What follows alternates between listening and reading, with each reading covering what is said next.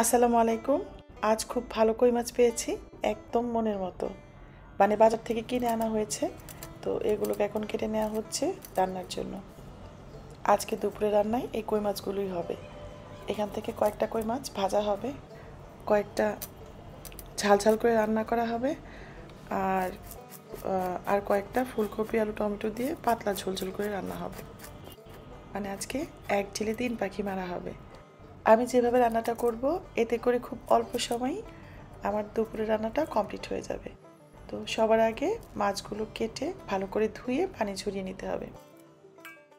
কই মাছগুলোকে কেটে ধুয়ে পানি ঝরিয়ে নিয়ে এর মধ্যে সরিষার তেল, লবণ, হলুদ, ধনে গুঁড়া আর সামান্য একটু পেঁয়াজ বাটা দিয়ে মেখে নিচ্ছি।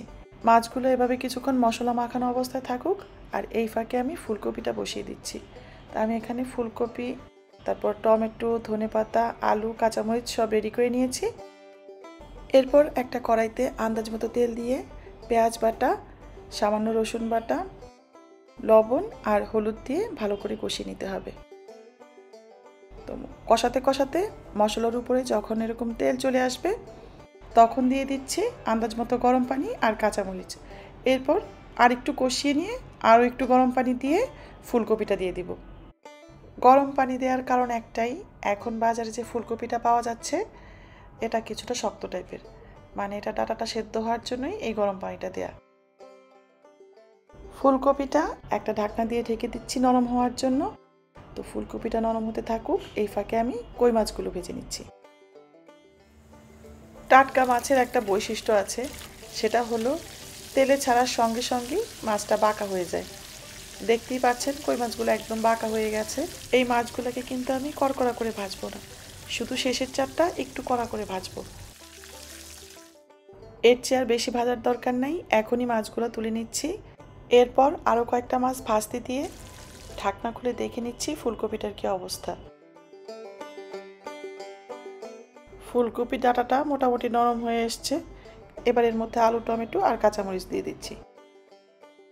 এটাকে এখন আর ঢাকনা দিব না, কারণ এই আলুটা অনেক ভালো, একদম কিছুক্ষণের মধ্যে সেদ্ধ হয়ে যাবে। সবজিগুলো এখানে সেদ্ধ হতে হতে কাঁচা মাছগুলো তুলে নিচ্ছি। এবার সব শেষে যেগুলো শুধু কড়কড়ে করে ভাজা খাওয়া হবে সেগুলো ভেজে নিচ্ছি। কই মাছগুলো ভাজা হয়ে গেলে এর মধ্যে দিয়ে দিচ্ছি শুকনো মরিচ, কাঁচামরিচ, পেঁয়াজ কুচি আর ধনেপাতা কুচি। যখন এরকম একটু ভাজা ভাজা হবে তখন নামিয়ে নিব। এরপর মাছ ভাজা তেলের মধ্যে আরও একটু তেল দিয়ে দিয়ে দিচ্ছি পেঁয়াজ বাটা। তো পেঁয়াজ বাটাটা মনে হয় আরও একটু লাগবে, তবে আরও একটু পেঁয়াজ বাটা দিয়ে দিচ্ছি। সেই সাথে দিয়ে দিচ্ছি রসুন বাটা, শুকনো মরিচ বাটা, আন্দাজ মতো লবণ, হলুদ। সব কিছু দিয়ে বেশ কয়েকবার অল্প অল্প পানি দিয়ে কষিয়ে নিতে হবে, কারণ মাছ যতই টাটকা হোক না কেন এর স্বাদ কিন্তু নির্ভর করে এই মশলা কষানোর উপরেই। খুব ভালোভাবে মশলা কষিয়ে নিয়েছি। এবার এর মধ্যে টমেটো আর ভেজে রাখা মাছগুলো দিয়ে দিচ্ছি। মাছের মশলাও খুব ভালোভাবে কষানো হয়েছে আর মাছটাও ভাজা। তো আমার রান্না শেষ হতে কিন্তু আর বেশিক্ষণ সময় লাগবে না। এদিকে ফুলকপি আলুও সেদ্ধ হয়ে গেছে, আমি মাঝখানে একটু ঝোল দিয়ে নিয়েছিলাম।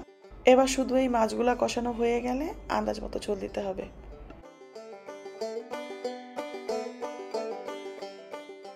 এই ঝোলটা ফুটতে ফুটতে যখন মাছের সাথে সুন্দরভাবে মিশে যাবে, তখন কাঁচামরিচ আর ধনেপাতা দিয়ে কয়েক মিনিট জাল করে মাছটা নামিয়ে নেব। তো আমার ঝাল ঝাল করে কই মাছ রান্না হয়ে গেছে, ঝোলটা খুবই মজা হয়েছে। ফুলকপি আলুতে ঝোল দেওয়ার পালা। তো ঝোল দেওয়ার আগে কয়েকটু টমেটো আর ধনেপাতা দিয়ে দিলাম। এবার দিয়ে দিচ্ছি আন্দাজ মতো পানি। ফুলকপি আলুটা একটু ঝোলঝোলি রান্না হবে, পানি চুলায় আর বেশিক্ষণ জাল করব না। এখন এর মধ্যে 4টা কই মাছের ঝোল দিয়ে লবণটা চেক করে নামিয়ে নিব। লবণটা বেশ কম হয়েছে, তাই প্রয়োজন মতো লবণ দিয়ে একটু জাল করে চুলার জালটা বন্ধ করে দিচ্ছি। তৈরি হয়ে গেল আমাদের দুপুরের খাবার। এটা হলো কই মাছ ফুলকপি আলুর ঝোল ঝোল তরকারি। এটা ঝাল করে কই মাছ রান্না, আর এটা কই মাছ ভাজা। তো ভিডিওটি দেখার জন্য সবাইকে ধন্যবাদ।